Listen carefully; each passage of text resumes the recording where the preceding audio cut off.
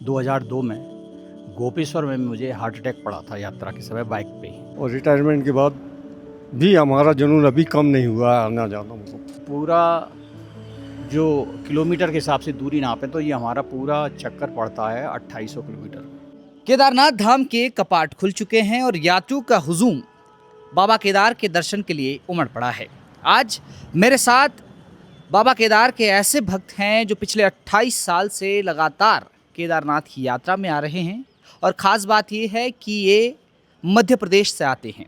बाबा केदार की आस्था इतनी है कि लोग देश विदेशों के कोने कोने से दर्शन के लिए आते हैं। ये ग्वालियर से आते हैं और पिछले 28 साल से लगातार बाइक से आ रहे हैं। मेरे साथ एक ये बाइक यहाँ पे आपको नज़र आ रही होगी, ये बाइक इनकी है। इनसे बातचीत करेंगे और जानेंगे कि पिछले 28 साल से किस तरह से इस यात्रा को कर रहे हैं और कितना कुछ बदला। सर, पहले आप अपना परिचय दीजिए। मैं किशोर सिंह राठौर ग्वालियर एमपी से हूँ और 98 से मैं यात्रा कर रहा हूँ, जिसमें से 1-2 वर्ष में ऐसा हुआ कि मैं यात्रा नहीं कर पाया। उसका एक कारण ये था कि एक यात्रा के समय 2002 में गोपेश्वर में मुझे हार्ट अटैक पड़ा था यात्रा के समय बाइक पे ही। इसलिए कुछ 2-4 साल में बीच में गैप हुआ, उसके बाद मैं लगातार यात्रा कर रहा हूँ। हार्ट अटैक आया आपको 2002 में, 2026 में हम हैं और तब से आप लगातार यात्रा ही कर रहे हैं केदारनाथ की, जब भी कपाट खुलते हैं, और वो भी बाइक से। तो ये क्या भगवान शिव की एक आप में आस्था ये दिखाता है?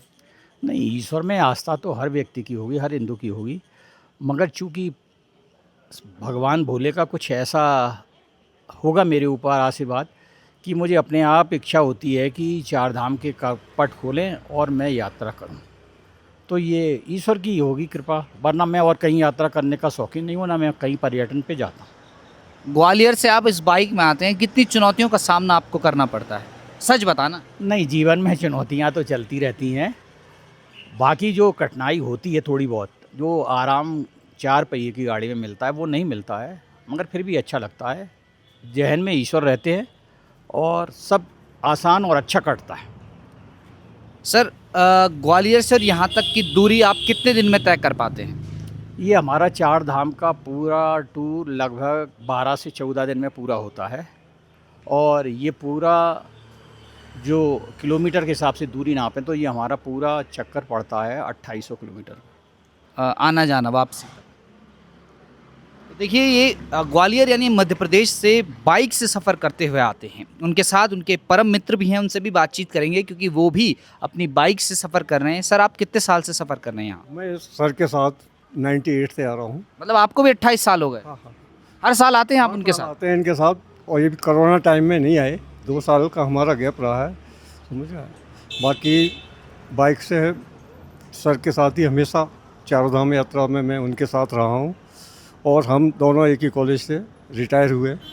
और रिटायरमेंट के बाद भी हमारा जुनून अभी कम नहीं हुआ है आना जाना। मतलब आप दोनों प्रोफेसर रहे हैं और बाइक से सफ़र करते हैं, तो जब बाइक से तो आप अलग बाइक से आते हैं, आप अलग बाइक से आते हैं, मतलब एक तरह से देखा जाए तो अकेले अकेले सफ़र करते हैं। तो उस दौरान जब आप बाइक से निकल पड़ते हैं, सड़क पे चलते रहते हैं, तो दिमाग में क्या क्या चीज़ें आती रहती हैं?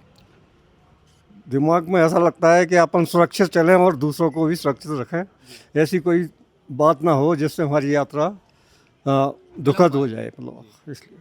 सर, जैसे आपने बताया 4 पहिए की गाड़ी में आराम मिलता है और बाइक में थोड़ी बहुत कठिनाइयाँ तो होती हैं, पीठ दर्द हो गया, कमर दर्द हो गई। बाइक में एक दिक्कत ये भी होती है कि जैसे हम कार में जा रहे हैं तो उसमें हमारे साथ 3-4 लोग बैठे रहते हैं, तो बातचीत करते हुए सफ़र का पता नहीं चलता। लेकिन बाइक में आप अकेले रहते हैं, तो किस तरह से वो सफ़र कटता है? नहीं, सफ़र तो अच्छा कटता है। जब हम उत्तराखंड में यात्रा करते हैं तो उत्तराखंड की जो विशेषताएं हैं, प्राकृतिक रूप से जो सौंदर्य है, ये जहन में घूमता रहता है। और जहन में सबसे पहले ये घूमता है कि जिस यात्रा पे हम जाते हैं, पहले यमुनोत्री होती है तो यमुनोत्री के बारे में दिमाग में रहता है, फिर गंगोत्री के बारे में दिमाग में रहता है, फिर केदारनाथ के बारे में रहता है और फिर बद्रीनाथ के बारे में रहता है।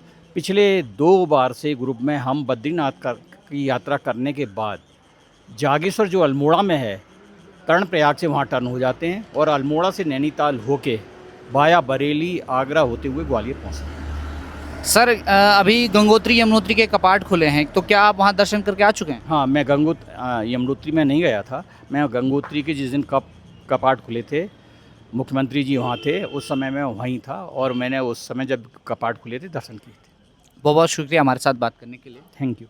देखिए, ये भक्त हैं जो ग्वालियर से आए हैं और इनकी तरह कई लाखों भक्त देश के कोने कोने से बाबा केदार के दर्शन के लिए आते हैं, लेकिन कुछ ऐसे यूनिक भक्त भी हैं जो बाइक से बड़ा लंबा सफ़र करके बाबा केदार के दर्शन के लिए आते हैं। ये बताता है कि लोग कितनी आस्था बाबा केदार के प्रति रखते हैं। और अब तो कपाट खुल गए हैं, तो अब भक्तों का हुजूम केदारनाथ की ओर लगातार उमड़ रहा है।